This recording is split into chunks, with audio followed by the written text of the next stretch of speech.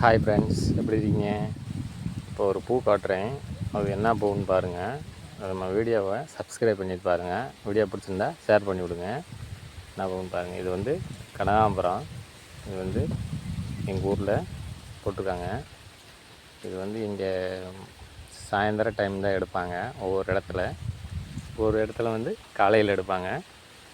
காலையில் எடுத்து மார்க்கெட் கொண்டு போவாங்க. பாருங்கள்.